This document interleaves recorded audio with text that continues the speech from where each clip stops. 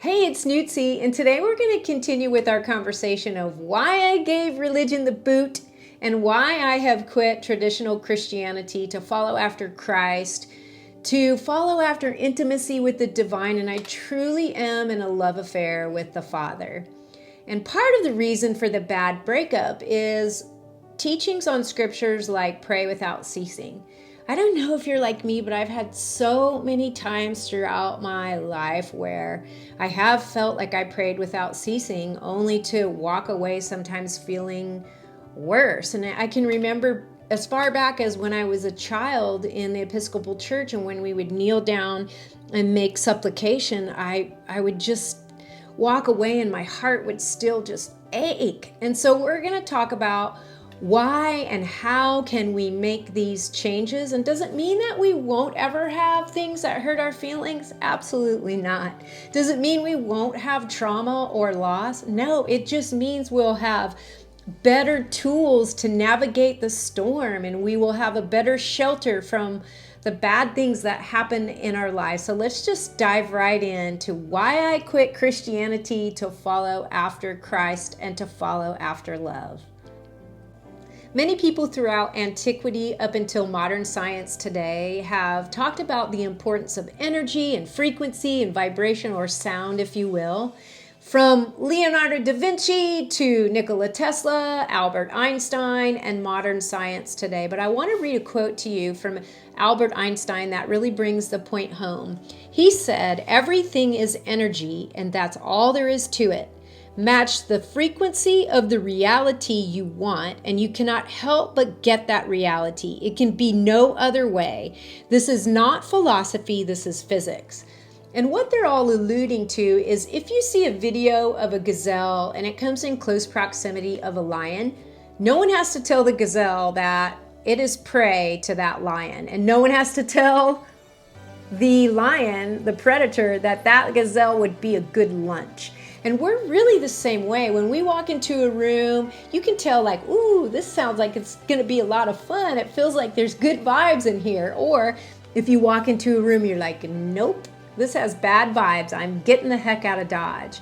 And so the first person that I know of that mapped this awareness was David Hawkins. And he has a phenomenal book that if you haven't read it or listened to it, it's Power versus Force. It's been transformational in my understanding of this journey that I've been on. So what he did, he just put a numerical value on the scale of consciousness. And so it goes from 0 to 1,000. And so starting at 20 is shame, all the way to 1,000, which is enlightenment. And so they say that Jesus walked the earth as an enlightened being, which was 1,000. An alligator is at 30, and a dog's wagging tail is at 500. Hitler was at 50 compared to Jesus at 1,000. So our frequency and our vibration are determined by the energy in motion through our brain and our mind, and subsequently our central nervous system. And I did this whole exploration in my own life about the spine, which starts from the medulla oblongata, which is called the mouth of God, all the way down to the sacrum, which is called the sacrum. And I'll list that. It was really fascinating and so enlightening to me. But if you look at shame and guilt and apathy, they're around 20 to 50. And those emotions, or the energy in motion, the emotions associated with those are hopelessness, or feeling like you're a bad person, or evil, or miserable. It causes us to feel despair and blame and humiliation. And a little bit higher on that scale would be grief and fear, desire or cravings or addictions, which are 75 to 125. And emotions that are associated with that are anxiety and wanting, cravings. And this really is where addiction comes in. If you are functioning in grief, fear, desire, that's where cravings and addictions can have their way with you. That's where we feel regret and remorse and disappointment. We feel frightened, and we feel like everything is a tragedy or tragic in our life. And if you look at the next rung up on the ladder, it's anger, which is really fascinating to me because anger is above fear. And that's why if someone's in a shameful, abusive relationship, if you can get them to anger, they'll have enough energy or emotion to get out of that, because anger, we feel hate and antagonism, or we feel argumentative, but we have more frequency, more amplitudes to get ourselves out of being under the barrel or at the bottom of the barrel. And anything above 250 is a better state of mind, or a better attitude, or a better energy and emotions, or better emotions. As I was meditating on this and doing my deep dive on tools to help myself and to help people who watch the video on how to really get this concept, I came up with this idea, and it's really been great for me. So I'm hoping that you'll find it enlightening as well.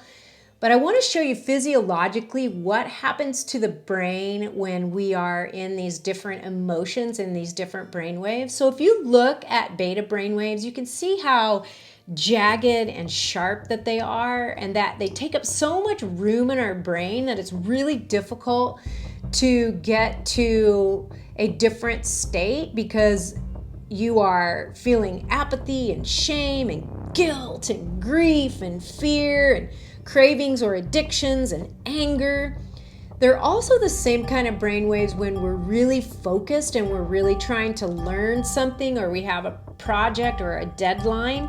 There's low output outside of our brain because we are so internally focused. It's very difficult to get any kind of inspiration or divine guidance, because we are just so obsessed and so thinking about what we are thinking about that there is no room. And so then if you look at alpha brain waves, that's when we feel more optimism and harmonious and forgiving and willing to try new things. That's when we've talked about before, when athletes are in a flow state. You are in the present moment and you have more energy to go out because you're not so internally focused. You are more calm and relaxed and willing to try new things. And then if you look at theta brain waves, that is a dreamlike state. And that is when we have a greater capacity for understanding, when things are more meaningful, when we can be reverent. And this is a state where we can really get in to imagination. And we talked about how kids are there from the age of 3 to 6. And that's why Jesus said, "Come to me as little children." Because if we are navel gazing and we are so wrapped up in our emotions of apathy and fear and anger and hate, we cannot have any kind of feeling of harmony or meaningfulness, or we can't even get into a dreamlike imagination state.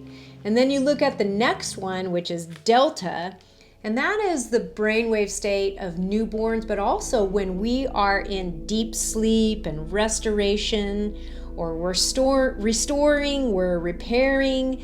Our brainwaves are slower and the waves are bigger when we are asleep. And that's why it says that God sings over us, or he vibrates over us, or he bathes us in his frequency at night, because we are in delta brain waves. And so for me, this was such a big aha moment. Why praying without ceasing, when I was trying to do it from shame, which is just above death, I couldn't get there from there. And so I think that's why the scriptures are very specific about what we should do when we worship, but not the kind of worship where, oh, I'm such a sinner, I'm so broken, not that kind of worship, but the kind of worship where we have openness and we feel love, and we're in more of a delta and theta type brainwave. And so it's really difficult to get there from beta. And I'm going to put this diagram up there, but you can see the beta brainwaves are just so jagged, and they go low and they go high, And we cannot ride the waves of the high places. And then if you look at alpha, being in the generous present moment, being in the healing phase, or where we can be in the flow state, that's why it says think on things of a good report, because alpha brainwaves, we can ride the wave. And then even more so on theta. That's why it says that we should be still and know that God is God. We can't do it when we're in beta. We have to get in a different brainwave state. And then, you look at delta and the waves are really big and the brain waves are really slow. And we can access imagination, and we can access love, and we can access the divine. So it sounds all well and good to go from beta to alpha to theta to delta, but what do we do when we have something traumatic in our life that has happened and we are just in the fire of it? Or we've had an interaction with someone and it really hurt our feelings. Well, this is a tool that Dr. Hawkins talks about and that I use, and it's really effective and valuable. It's not always the easiest, but what you need to do is, let's just say you had a bad interaction with someone and your feelings got really hurt. You want to just sit with those feelings or that energy and motion or the emotions of that interaction. And you don't want to go right to the words or the language of it. You just want to sit with the emotion and try to become aware of where it is located in your physiology. And we'll just say you had a fight with someone and your heart is really hurting. And so what you want to do is you want to draw all of your attention to the location of your heart and just sense what that emotion feels like. Not going down the rabbit hole, not thinking about how it happened and what that person said and what you said. Because what happens if we do that, then we get stuck there and we can't move past it. So we're going to try to sense where that is, and we're just using our heart as an example. And then as you sense it, you can't sense and think at the same time. So just try to really root down into it and be with it. And then what we're going to try to do is we're going to try to relax that area. And what I like to do, like if my heart is hurting, I'll just send light to my heart. And I'll just feel that hurt, and I'll begin to do some breaths into that hurt.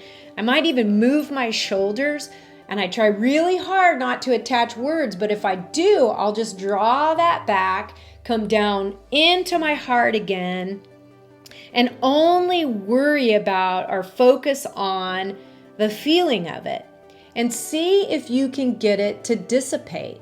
Take some deep breaths, send some light. You might have to sit with it for a little bit.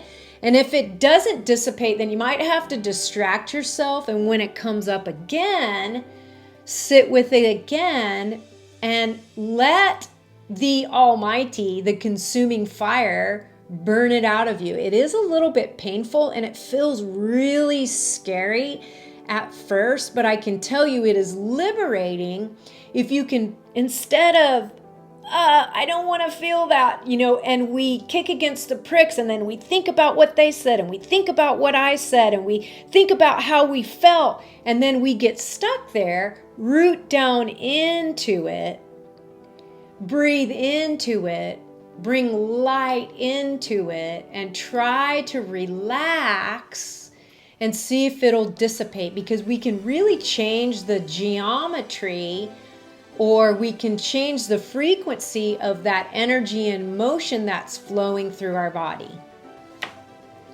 So let's look at sacred geometry and geometry a little bit deeper as it relates to this subject. So sacred geometry is like if you cut into a cabbage, you'll see the Star of David. If you look at your ear and you look at a nautilus shell and you look at spirals in space, they all have that golden ratio or that spiral or the Fibonacci sequence. And it seems like sacred geometry and geometry as a whole is something that the divine uses to create things. And so we talked about in the last video how our mind is like an antenna, or it has a matrix, or it has a pattern, or it has a geometric shape to it that is tuned in to the electromagnetic waves that we come in contact with. And the ones that are resonant with that geometric shape, then we download, and then the brain decodes those and we turns it into an image, and then we put language to it. So if we don't like what we see, then we have to change the geometry of our brain. And so let me read the definition of geometry. It is the shape and relative arrangement of the parts of something. So if you look at the geometry of a bicycle, for example, they change the geometry to either make it more comfortable, or they can change the geometry to make you faster. You look at the geometry of something like our earbuds. They make the geometry of our earbuds different, so they're more comfortable and we can hear better. And so every object resonates at a particular frequency, and when that frequency is hit by the electromagnetic waves, that's what determines the geometry. And so I didn't want to share this because it's really raw and fresh, but I'm going to give you a personal example of how I was able to use this tool to change my geometry.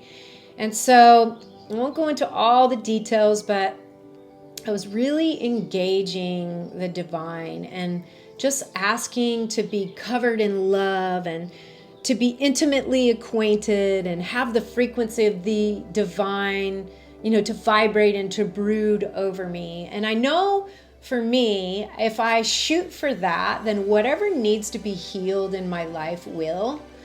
And so May is really a hard month for me.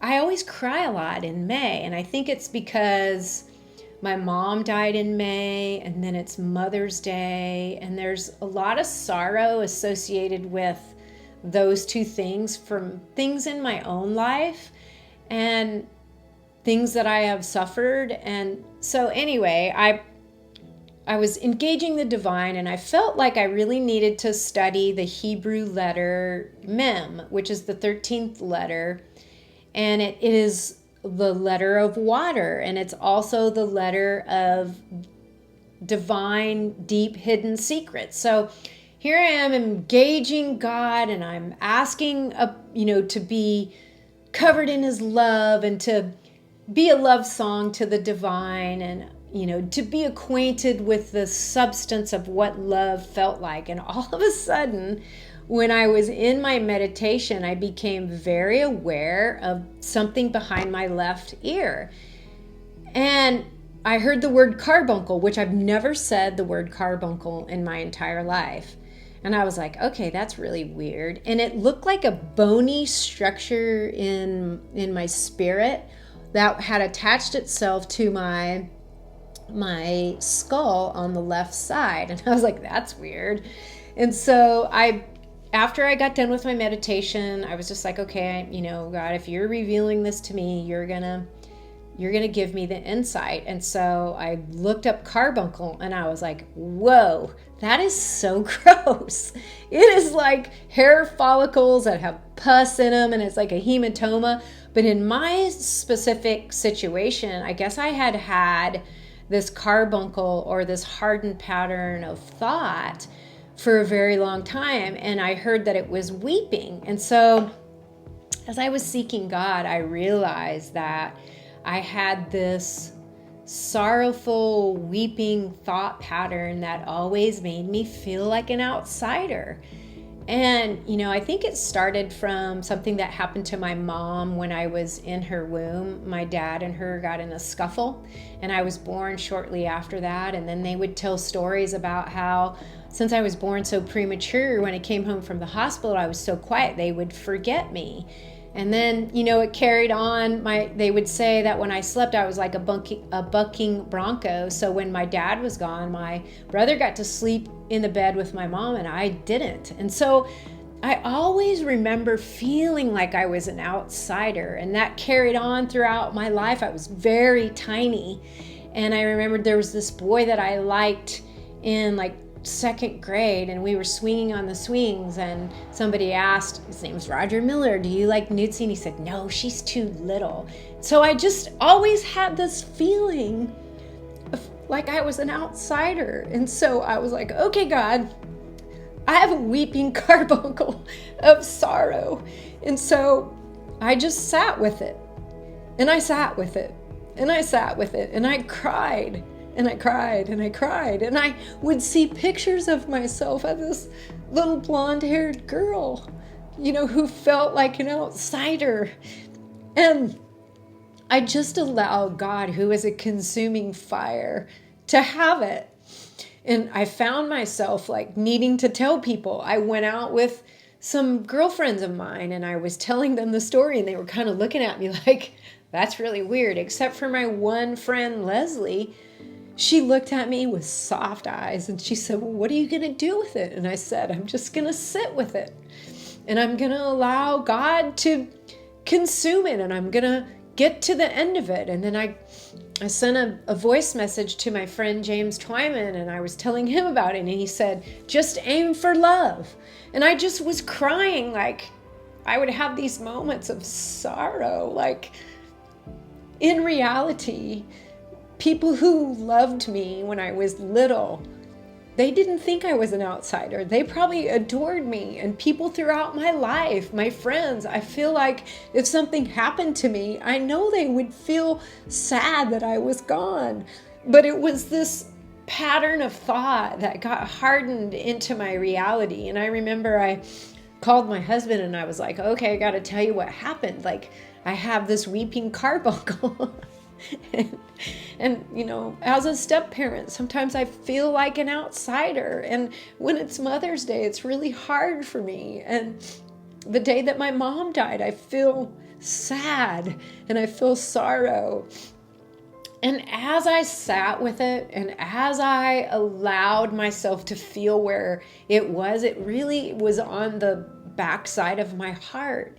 And so I just kept surrendering, and I kept breathing into it, and I kept allowing it to dissipate. And I can tell you that I got freedom in that area. I mean, I'm not crying because I'm sad about being an outsider. I really am walking in the power of knowing that that is not the truth. I am not an outsider. I am loved. I am the beloved of the divine. I am a love letter to God. I am loved by my friends. I am loved by people who watch my videos. I am the beloved. And so I can tell you, as someone who is using this tool, it really does work. It's sometimes difficult, and it's sometimes, I feel so vulnerable. But after I spent probably a good couple of days crying on and off, then I slept, and I was so sleepy. And then it took a few days, and I can tell you, instead of feeling the sorrow and the hurt on the backside of my heart, I feel a freedom, and I have an understanding, and I can look back at that little girl with those ringlets and that blonde hair and those big blue eyes that felt separated. That's not the reality. That little girl was loved and adored, just like the person that I am today. I'm loved and adored. I am resonating on love and peace and joy, and I have freedom. Now, are there going to be other things that come up in my life that are going to be painful? Absolutely.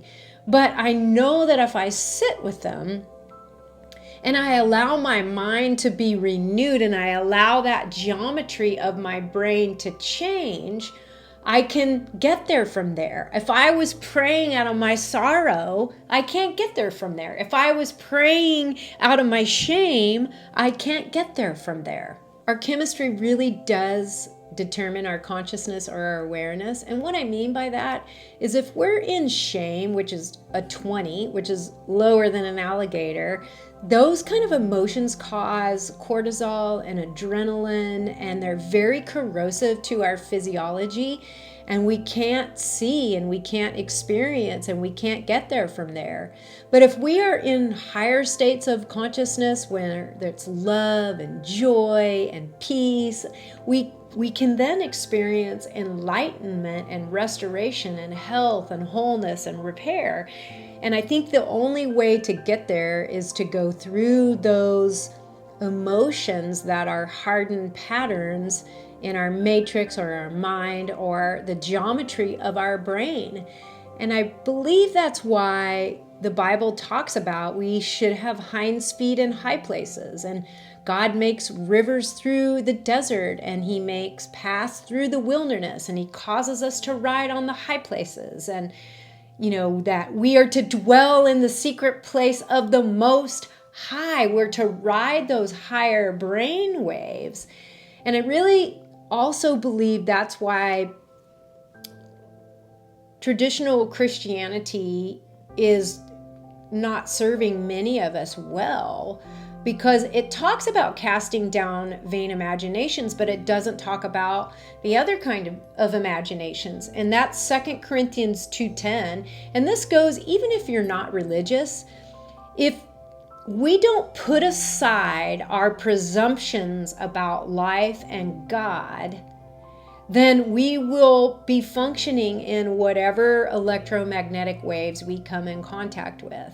And so if you believe, like I do, that God is love, or love is the substance that unites us all, anything that is in direct opposition of that's what we need to cast down. So if you are in judgment of yourself or other people, if you are in shame, if you are in guilt, if you are in fear, if you are not oozing the love of God, if you're thinking thoughts that don't connect you to the higher brainwave states, then those are things that we need to cast down. And I want to talk more about imagination in upcoming videos, but our chemistry is determined by our emotions, or the energy in motion in our body.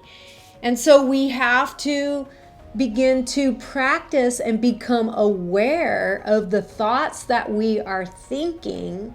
And then now you have a good visual. When we're in beta, they're very jagged, they're very sharp, they're very internal, they're very in ourselves, and we don't have any power to create anything in our external world. We can't have hinds feet in high places.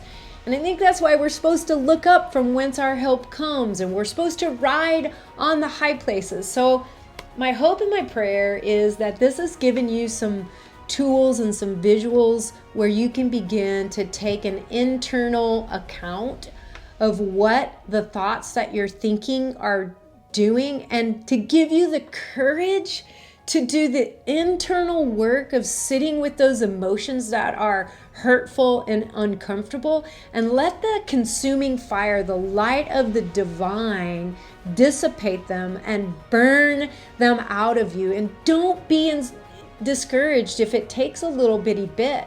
They might keep coming up, but I promise you, if you get to the end of them, you will feel freedom. Instead of feeling like you have to conjure up things, you'll have synchronicities in your life. Instead of feeling fearful, you'll have freedom. Instead of having judgment, you'll have compassion. So I would love to hear from you. I would love to know if you're trying this or if you're going to try it. If you'll comment or reach out to me, that just makes my heart so happy. So until next time, be blessed.